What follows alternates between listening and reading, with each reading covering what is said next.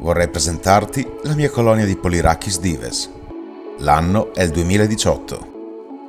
La capacità che contraddistingue questa specie proveniente dal sud-est asiatico è l'abilità di costruire il proprio nido. Utilizzano la seta prodotta dalle larve per tessere il loro formicaio, che in natura si trova principalmente sulle ramificazioni dei cespugli. La colonia ha già 2 anni e per il momento la tengo in un contenitore 24x20 cm senza alcun substrato e con un rametto. La temperatura varia leggermente dai 25 ai 28 gradi centigradi. Uso il classico antifuga, composto da olio di vasellina e grasso in parti uguali. Sembra funzionare piuttosto bene dato che mi permetto di lasciare il contenitore completamente aperto. Si tratta di un setup molto spartano, che consente però una buona visibilità, ma soprattutto è facile da pulire. Ci sono sempre formiche indaffarate a trasportare le larve in punti specifici all'esterno del formicaio, dove tessono la seta per chiudere i buchi o per creare nuove aree. È interessante notare la coordinazione con cui viene eseguito il compito. Dopo qualche minuto di attività, la larva viene riportata all'interno del nido e la formica ritorna sul posto con un'altra larva. Le colonie mature di questa specie richiedono molto spazio e sono estremamente attive. Per il momento, questo contenitore è sufficiente, ma è già stato predisposto per essere collegato ad altre espansioni. La colonia è poliginica, ovvero con più regine. In questo caso sono 2, e c'è della rivalità fra le operaie nate da diverse regine. Questo sfocia in vere e proprie aggressioni. Sembrano attacchi senza motivazione apparente. Spesso queste aggressioni coinvolgono 4 o 5 formiche contro una.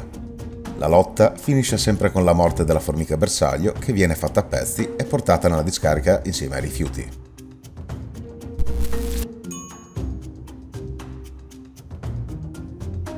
Sono passate 2 settimane dal primo aggiornamento di questa colonia di formiche esotiche. Utilizzando la provetta come punto di partenza, hanno costruito le basi del loro nido, per poi espandersi lungo la base del ramo che gli ho incollato in arena. Devo dire che personalmente sono alquanto sorpreso dalla velocità con cui hanno occupato buona parte dell'area che gli avevo messo a disposizione. Questo mi costringerà ad espandere ulteriormente il loro setup a breve.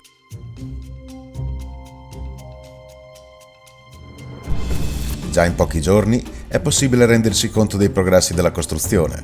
Nel giro di una notte vengono costruite e modificate nuove parti del nido. Anche la prima provetta che ho posizionato in arena è stata completamente inglobata ed è ormai parte integrante del formicaio.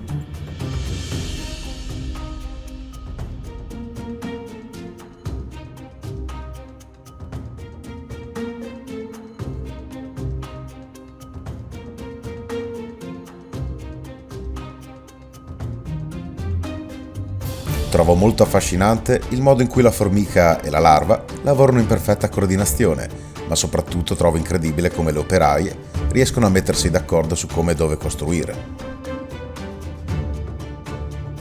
La colonia non si ferma mai e la richiesta di cibo è in costante aumento.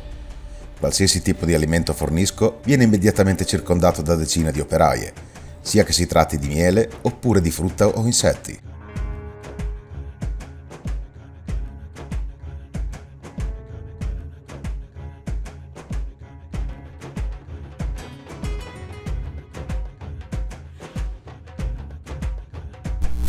Provo a fornire per la prima volta delle drosofile, i moscerini della frutta. Quando faccio cadere i moscerini all'interno dell'arena, si scatena una caccia sfrenata che coinvolge buona parte delle formiche. In poco tempo, circa 20 minuti, quasi tutti i moscerini sono stati catturati, uccisi e portati all'interno del nido, dove le larve potranno cibarsene liberamente. Vario la loro dieta il più possibile. Fornisco alimenti diversi per testare le preferenze. Il miele e lo zucchero di canna diluito in acqua sono sempre accettati, ma gradiscono anche la frutta molto matura, come mele, pesche, albicocche. Anche piccoli pezzi di carne, sia cotti che crudi, vengono accettati. Mi accorgo però che spesso impiegano più tempo a farli a pezzi, quindi preferisco fornire insetti divisi in 2 o 3 parti, in modo che le formiche abbiano subito accesso ai liquidi al loro interno.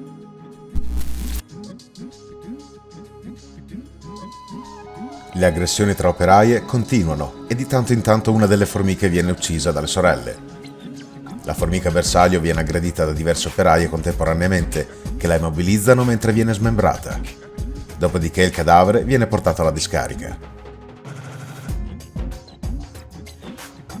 L'aspetto che non comprendo appieno di questo comportamento è che le formiche bersaglio non reagiscono mai alle aggressioni, ma semplicemente si fermano, senza nemmeno tentare la fuga. Questo mi lascia presupporre che anche in questo caso la chimica c'entri qualcosa e che le aggressioni non siano casuali, ma scatenate da un feromone rilasciato dalla formica bersaglio. Nonostante le morti provocate da questo comportamento, la colonia sembra in costante crescita e sebbene la visuale all'interno del nido sia nulla, riesco ancora a intravedere mucchi di uova all'interno della provetta. Inoltre c'è sempre traffico in arena. Direi che la colonia potrebbe superare abbondantemente le 300 operaie.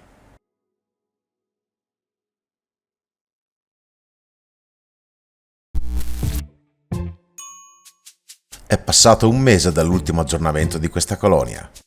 È stato veramente interessante osservare la costruzione del nido e la colonia in questo periodo è cresciuta a vista d'occhio. È arrivato il momento di dargli più spazio per espandersi. Ogni centimetro dell'arena è letteralmente occupato dalle formiche.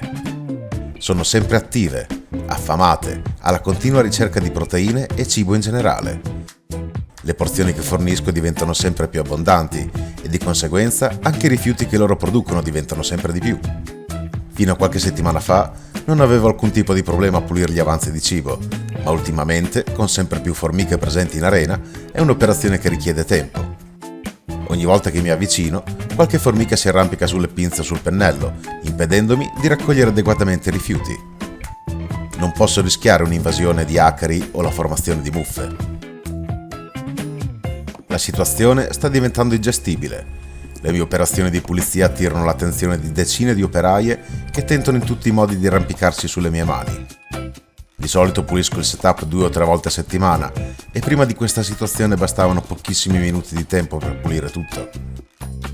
Per gestire questa situazione ho pensato di fornire alle formiche un'arena più spaziosa, creando un nuovo ambiente che utilizzerò per depositare il cibo e quindi diluire il traffico vicino al formicaio. Collego il nuovo contenitore. In questo modo avranno la possibilità di allontanarsi dal deposito dei rifiuti, consentendomi di pulire adeguatamente la discarica vicino al nido. Per un aspetto puramente estetico, ho posizionato nella nuova arena una piccola pietra e un ramo, fissandoli alla base con un po' di colla a caldo.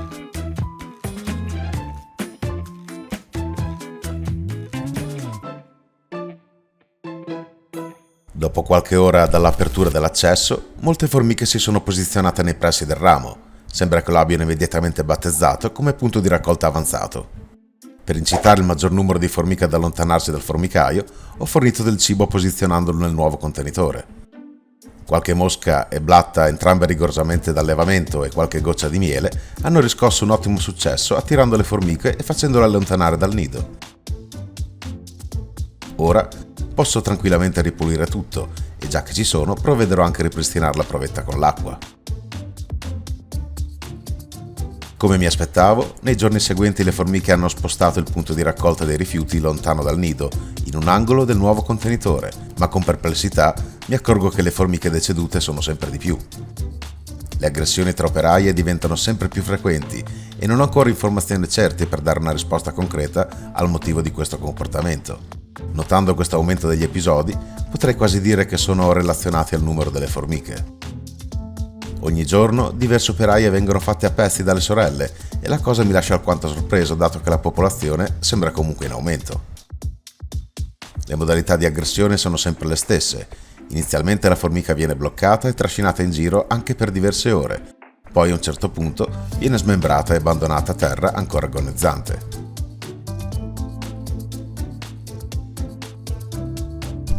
Potrebbe essere dovuto ad una rivalità interna tra le operaie, nate da diverse regine, oppure, a questo punto mi sembra più plausibile, l'ipotesi che le formiche bersaglio siano sempre le più anziane.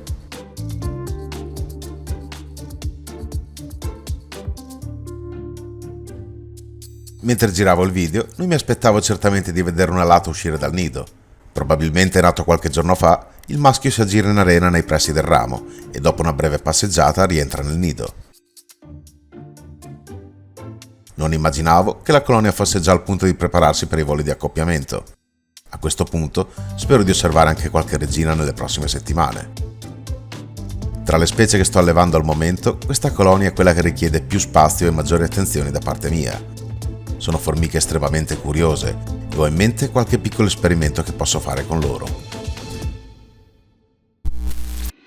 Le formiche stanno letteralmente chiedendomi di dar loro una struttura dove espandere ulteriormente il formicaio e lo fanno in diversi modi che un allevatore deve saper interpretare. Hanno tentato di colonizzare la provetta dell'acqua per utilizzarla come formicaio satellite. L'ho prontamente svuotata e pulita. È un vero peccato, ma non posso permetterglielo, dato che poi sarebbe difficile farli uscire. Ho in mente altri progetti per loro.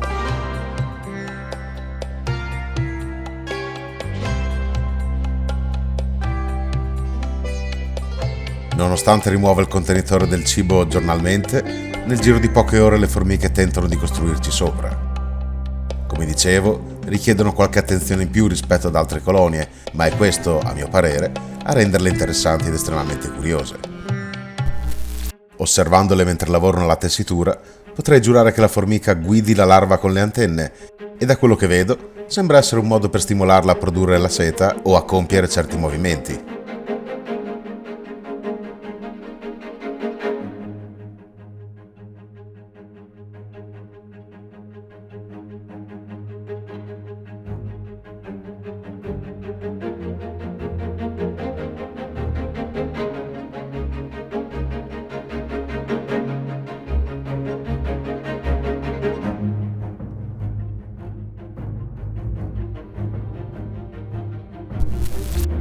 Reagiscono velocemente ai cambiamenti dell'ambiente, specialmente se si tratta di cibo, in particolare di proteine o frutta dolce. Quando sposto il formicaio per effettuare le riprese, inevitabilmente produco delle vibrazioni e questo scatena il caos all'interno della colonia. Per quanto non sia intenzionale, questo mi consente di acquisire approssimativamente i numeri della colonia. Quando accade, la maggior parte delle formiche esce dal nido in allerta e pronta a reagire a qualche aggressore. Alcune di esse invece trasportano larve e pupe. Non ho la minima idea della quantità di prole presente e, a dire il vero, non ho più notato alati uscire dal nido.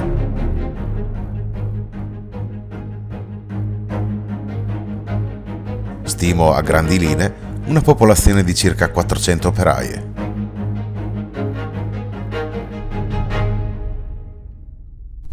In questi giorni, con il calo delle temperature, molte delle colonie hanno rallentato drasticamente l'attività di foraggiamento, ma con Polyrhachis dives il discorso è diverso. Loro, come le altre colonie esotiche, dispongono di un ambiente riscaldato e sono quindi in continua attività. Una riserva di zucchero come quella che ho fornito alle altre colonie viene terminata in un paio di giorni al massimo. Spesso gli fornisco anche gli avanzi delle altre formiche, oltre che a fornire 5 o 6 insetti come blatte o grilli adulti. In questo periodo specialmente, la loro richiesta di proteine è estremamente alta, dato che le larve stanno lavorando a ritmo serrato. Questo perché durante il mese le ho trasferite in un nuovo formicaio. È stato un trasloco abbastanza lungo, dato che prima di muoversi definitivamente hanno costruito il nuovo nido ed è stato davvero interessante osservarle durante il processo e constatare quanto si erano organizzate in questo compito. Nel giro di pochi mesi questa colonia è cresciuta a ritmo esponenziale, considerando che 5 mesi fa era in provetta e ora dispone di un setup di oltre 70 cm. Utilizzando una lastra di plexiglass ho costruito una scatola con bordi bassi e aggiunto dei profili di 3 cm verso l'interno, sotto i quali applicherò l'antifuga. Con la colla a caldo fisso un ramo alla base. Questo sarà il loro nuovo punto di partenza. Collo anche una piccola piattaforma rialzata che utilizzerò per servire il cibo e per osservarle da più vicino.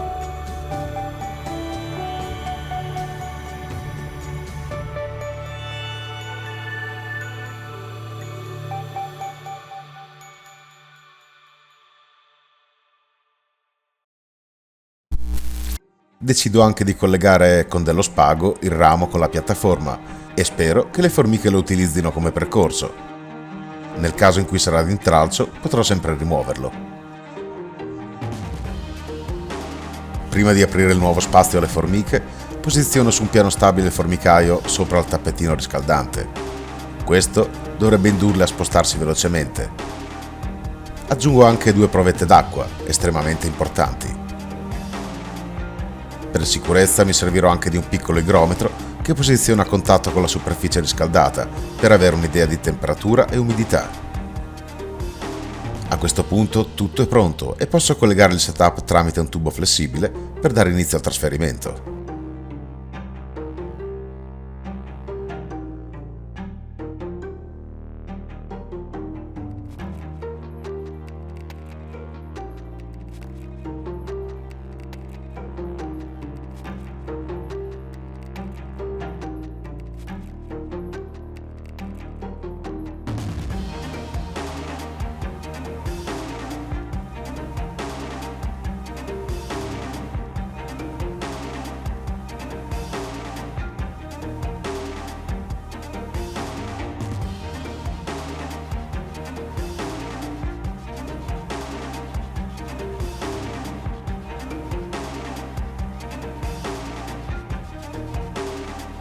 Già dopo qualche minuto, le prime esploratrici vagano nel nuovo setup e la superficie calda le attira particolarmente.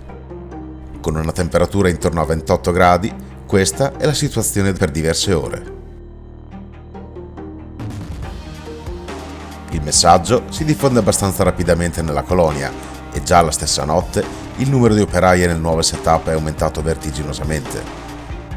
Ci sono tantissime operaie ammassate, ma anche esemplari maschi e diverse prole già in posizione. Alcune operaie addirittura sono già al lavoro con le larve. Sembrano gradire questa nuova sistemazione. Ci vorrà ancora un po' di tempo, dal momento che dovranno costruire un nuovo formicaio. Decido quindi di lasciarle indisturbate per qualche giorno, limitandomi a osservare il lavoro sul formicaio. Tra un'osservazione e l'altra, colgo l'attimo in cui nel vecchio setup vi sono pochissime formiche e ne approfitto per rimuovere un contenitore, accorciando così il tragitto. Ad una settimana dal collegamento, il formicaio è praticamente completo. La situazione non è cambiata, c'è ancora un certo traffico tra i 2 nidi. Sembra che, nonostante tutto, siano piuttosto rigluttanti a lasciare il vecchio nido. Decido quindi di attendere ulteriormente. Alla seconda settimana la situazione è inalterata. Sposto direttamente il vecchio formicaio all'interno del nuovo setup, assicurandomi di non danneggiarlo durante l'operazione. Poco dopo, ecco che spunta una delle regine. Una breve pausa sul margine dell'arena e via dentro il formicaio, accompagnata da uno stuolo di operaie. Ad oggi sembra che ci sia un certo movimento tra i 2 nidi, quindi per il momento non toccherò nulla e le lascerò trafficare ancora per qualche tempo.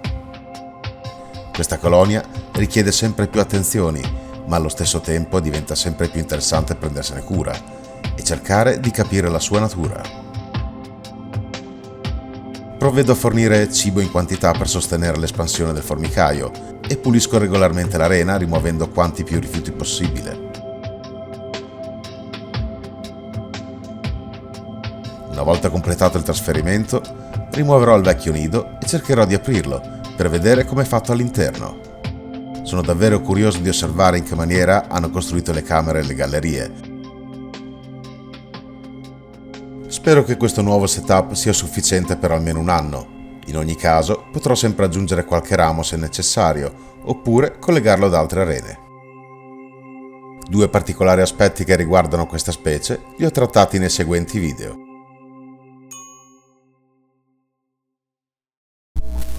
L'anno è il 2020 ed è passato un anno dall'ultimo aggiornamento. Sono riuscito a riprendere come un messaggio si diffonde all'interno della colonia di formiche e volevo mostrarvi cos'è accaduto. In poche parole, ho messo un po' di miele in un tappo di bottiglia e l'ho posizionato in arena su una piccola colonna. Nulla di troppo strano effettivamente. Non ci è voluto molto che qualche formica lo scoprisse.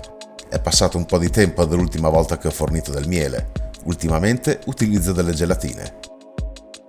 Quello che ho ripreso è un comportamento che possiamo vedere anche con altre specie. Una volta trovato il cibo, l'operaia mangia fino a riempirsi completamente, Ma è qui che inizia la parte interessante, quando la formica che ha scoperto il miele torna indietro per comunicarlo al resto della colonia. La comunicazione delle formiche si basa sull'uso dei feromoni. Per comunicare, le formiche producono sostanze chimiche che si diffondono nell'aria. Le formiche nei dintorni recepiscono queste sostanze chimiche e interpretano i messaggi.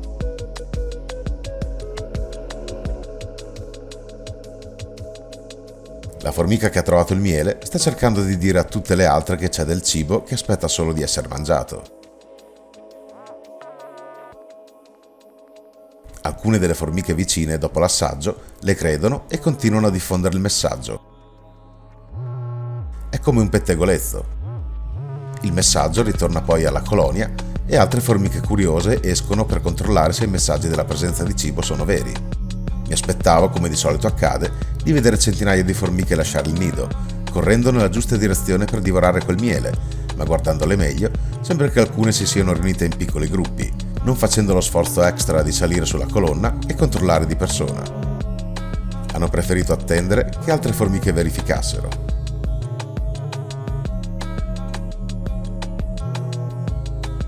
Nella colonia, tutte le formiche sono già a conoscenza della posizione della dolce gelatina alla mela verde, da cui si stanno nutrendo già da qualche ora.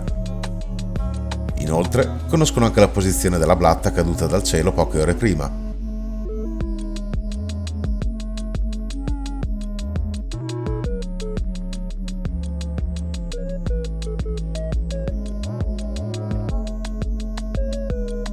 Ma sembra che non tutte riescano a capire che c'è dell'altro cibo. La maggior parte delle formiche si è unita in piccoli gruppi in attesa di una qualche conferma.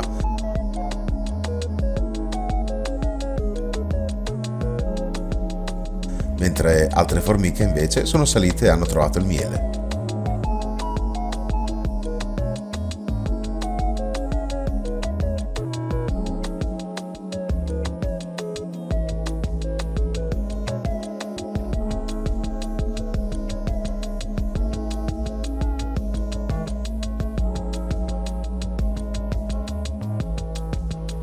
Queste formiche, a loro volta, stanno riempiendo i loro stomaci sociali per immagazzinare il cibo, per poterlo condividere con il resto della colonia. Come stanno facendo queste due.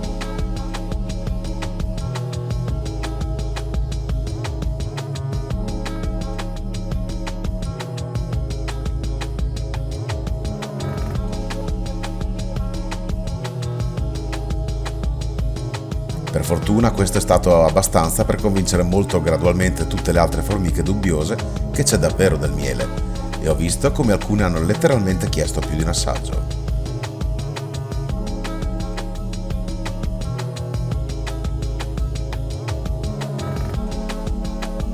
Ecco il risultato dopo circa mezz'ora. È stato grazie alle prime formiche che hanno preso l'iniziativa se il messaggio si è poi diffuso sino a convincere il resto della colonia.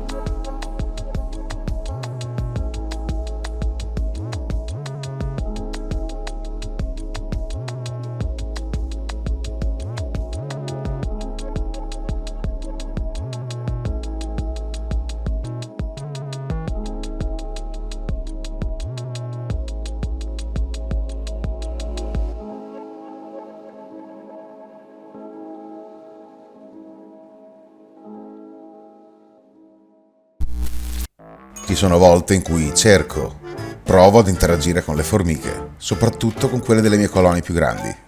L'unica possibilità di interazione è quella di fornire cibo direttamente dallo strumento che tengo in mano, quasi come a voler stabilire un contatto.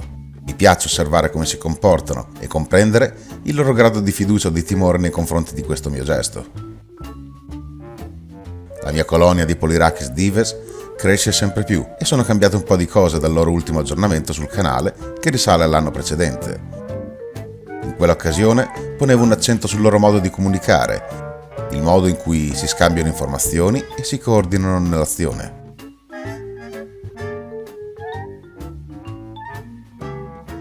La colonia 8 mesi fa vantava un numero di poco inferiore al migliaio di individui e quel numero attualmente è stato superato.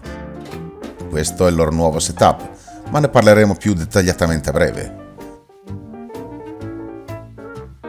Al momento fornisco l'indispensabile razione di carboidrati, che consiste in una miscela di 10 ml di acqua in cui sciolgo il contenuto di una bustina di zucchero di canna.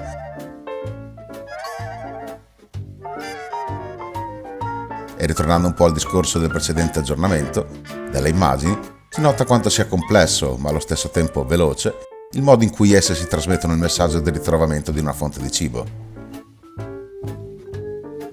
Il loro comportamento ha degli aspetti non sempre comprensibili, come questo continuo a pulirsi e lisciarsi le antenne sia prima che dopo aver assunto il cibo.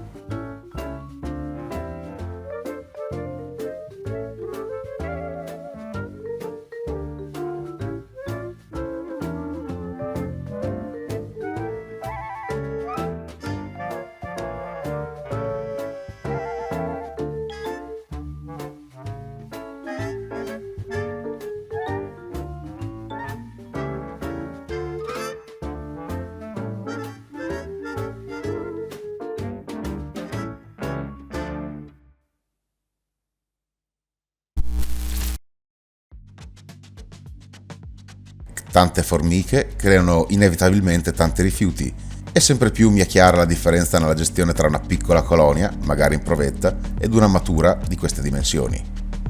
La pulizia dell'arena e la fornitura di cibo hanno frequenza quotidiana. Settimanalmente l'arena viene pulita più a fondo. In passato usavo delle provette per fornire l'acqua di cui avevano bisogno, ma sostituirle era diventata un'impresa, perché venivano costantemente colonizzate.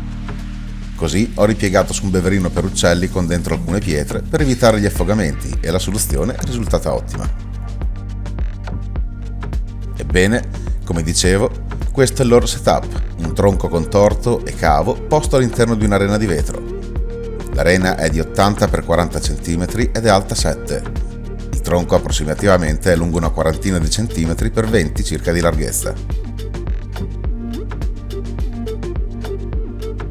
Il tronco è la base, sulla e sotto la quale le formiche hanno costruito e modellato il loro nido. In verità ci stanno lavorando continuamente, modellandolo a loro piacere, e nel particolare si notano gli innumerevoli ingressi aperti in una trama di seta.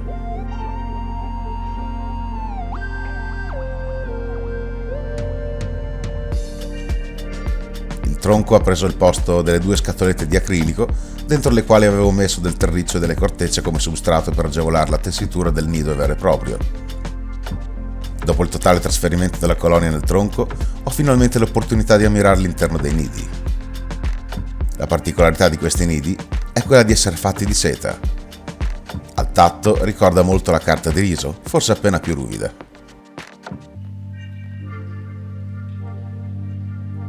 Queste costruzioni sono il frutto della collaborazione tra le operaie e le loro larve. Le larve di questa specie sono dette larve sericigene. Quando raggiungono una certa dimensione e maturità, grazie alla stimolazione da parte delle operaie, emettono un filo di seta che viene usato per costruire e modellare il nido che ospita la colonia.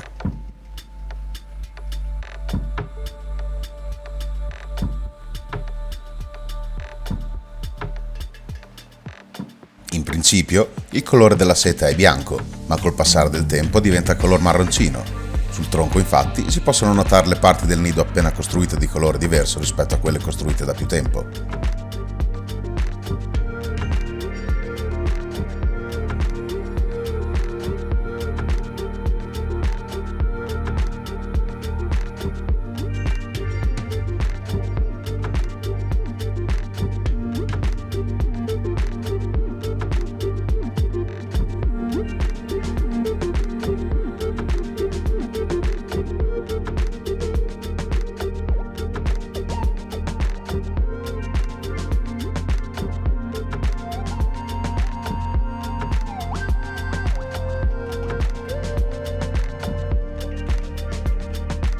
Carboidrati e almeno 3 Blapticadubi adulte precedentemente abbattute sono la porzione quotidiana per il mantenimento di questa mia colonia.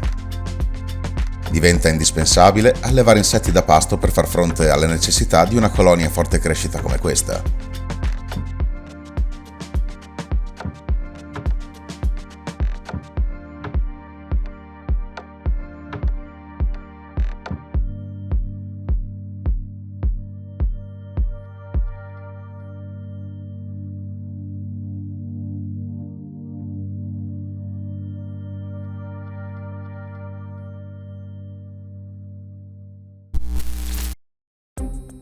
Mentre parte delle operaie si dedica al foraggiamento, un elevato numero invece è molto occupato nell'esplorazione del tronco sotto il quale hanno costruito una parte del nido. Questo è il quarto anno di vita della mia colonia e per il secondo anno consecutivo ha prodotto alati solo maschi. Se ne intravede qualcuno nel gruppo di operai affaccendate con i lavori di completamento del nido.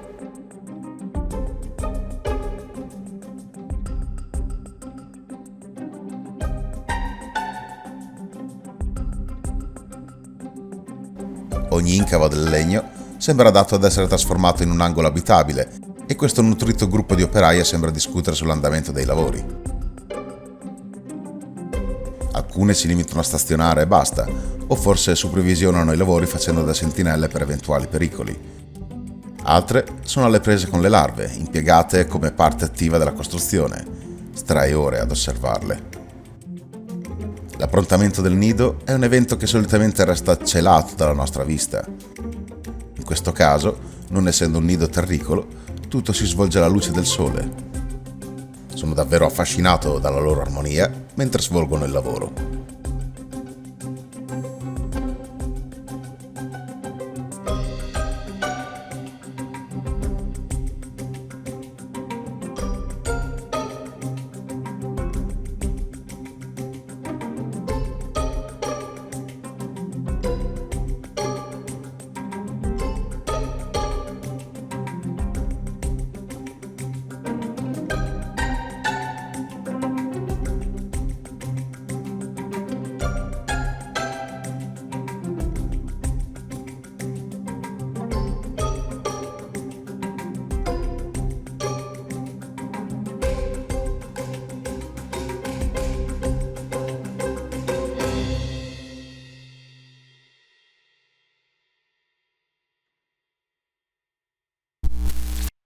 Fino a qui vi ho descritto il loro ciclo vitale dal momento in cui sono giunte a casa mia.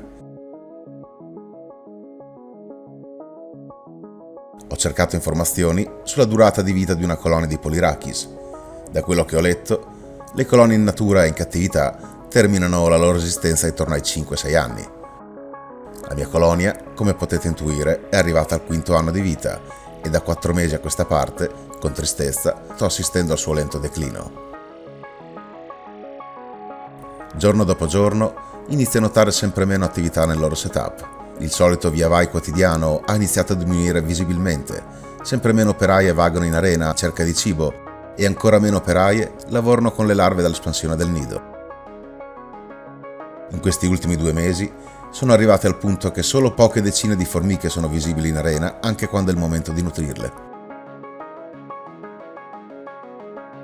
Ho provato in più occasioni e a più riprese di cercare di valutare lo stato della colonia. Ho provato ad osservare da sotto l'arena, ma senza poter notare nulla visto che la seta impediva di vedere all'interno del nido. Ho provato a soffiare nel formicaio, sperando di farle venire allo scoperto, ma tutto quello che ho potuto osservare erano una ventina di operai allarmate. Decisamente troppo poche per una colonia che fino a poco tempo fa vantava più di migliaia di individui. La rimozione di operai morti in arena è diventato un macabro appuntamento quotidiano per me ed ormai sono conscio del fatto che questa bellissima colonia è vicina alla sua estinzione.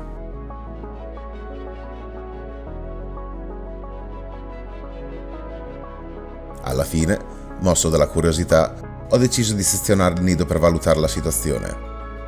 Delle quasi 3.000 operaie che vantava questa colonia, ne sono rimaste poche centinaia.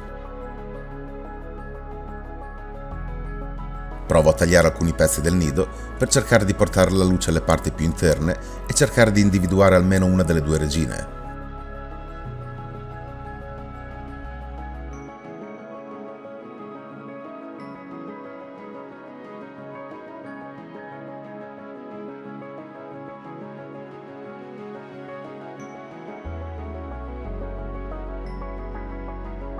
Con molta cautela rimuovo la seta e avanzi di pasti precedenti e nonostante la colonia sia in allarme, il loro esiguo numero non le induce ad attaccare le forbici.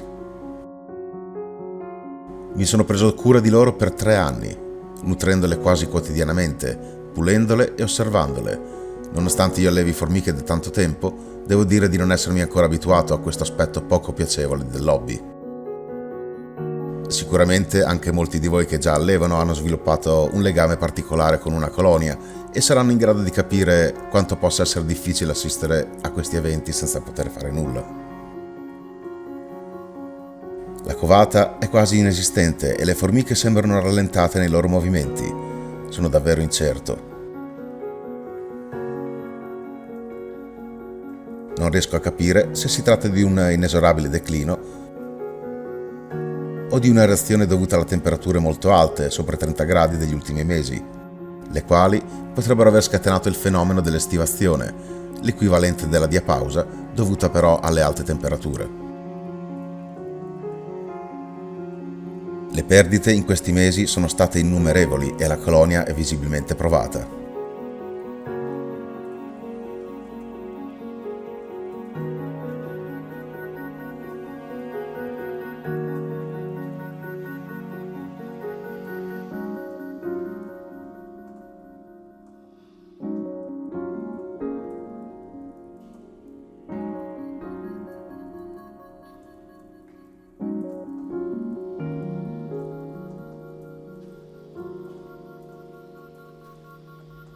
Con grande sorpresa riesco a intravedere per pochi secondi una delle due regine. Nonostante questo, sono lieto dell'esperienza che questa bellissima colonia mi ha permesso di accumulare, regalandomi numerosi spunti di riflessione sul loro modo di comportarsi e dandomi la possibilità di realizzare un certo numero di video che ho pubblicato sul canale, e sono sicuro che anche a voi dispiace per la fine di questa colonia.